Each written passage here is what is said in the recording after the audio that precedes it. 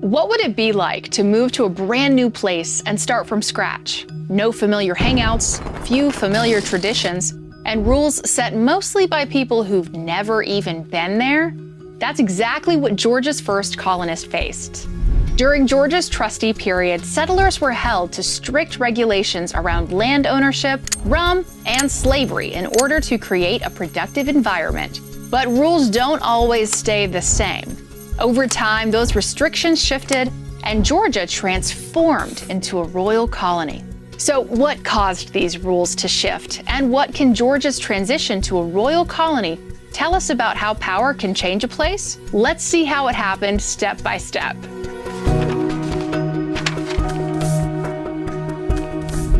When Georgia was founded in 1732, James Oglethorpe and the other British trustees imagined a society where everyone had a fair chance, not a society divided by class or wealth.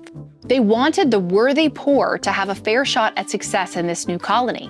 So, slavery, rum or hard liquor, and large plantations were banned. The idea was to build a hardworking community, not one where wealth or laziness could take over. But not everyone agreed with these rules. One settler group, known as the Malcontents, objected to the trustees' restrictions on land ownership and bans on rum and slavery. They complained it was too difficult to grow the economy without enslaved labor. So the Malcontents petitioned the trustees to change the rules, arguing that Georgia couldn't thrive if neighboring colonies had advantages they didn't. Some ignored the rules anyway, renting enslaved people from Carolina planters and sneaking in rum. When their petitions for change ultimately failed, the Malcontents left Georgia, but other colonists echoed their complaints. By 1742, the ban on rum was no longer enforced, and in 1749, the British Parliament reversed the ban entirely. Still, many colonists wanted more change and kept pushing to allow slavery. The trustees resisted for years, but after economic struggles and growing pressure from colonists, slavery was legalized in 1751. The following year, in 1752, more than 1,000 enslaved people were brought to the colony. By 1755, Georgia had created a slave code, or laws that gave colonists power over enslaved people and stripped those individuals of their basic rights and freedoms. 1752 didn't just mark a major change in Georgia's social systems. It was also the year Trustee Georgia officially transitioned to a royal colony. This meant the colonists had to adjust to a more British style of government. When Parliament took control of Georgia, it reorganized the colony's leadership. Now, Georgia would be supervised by a royal governor. In total, Georgia had 3 royal governors: John Reynolds, Henry Ellis, and James Wright. The colony would also have a court system and legislature. White men who owned at least 500 acres of land were eligible to serve in the lower house of the legislature. And white men who owned at least 50 acres of land were able to vote in assembly elections. But restructuring power in Georgia's government was only part of the story. Land ownership was also a major source of power and conflict, so those rules were restructured next. As more and more people were settling in Georgia and other colonies, the British wanted to expand its territory and control in North America.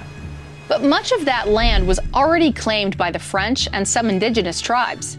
This conflict led to the French and Indian War. After Britain's victory in the war, it gained a ton of indigenous land and French territory. To avoid another conflict with native people, King George issued the Proclamation of 1763, formally establishing new borders for the colonies. For Georgia, this meant land further inland was now available. So the colony employed a land policy called the head-right system to attract new people to settle this land. Women were also allowed to become landowners during this time. The growing availability of land and rising demand for enslaved labor drove up the demand for property, reshaping the colony's economy and society.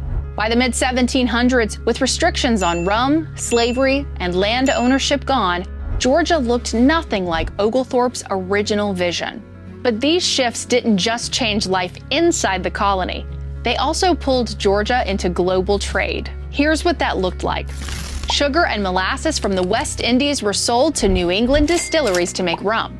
The rum was shipped directly to Africa, where it was traded in exchange for captured and enslaved people.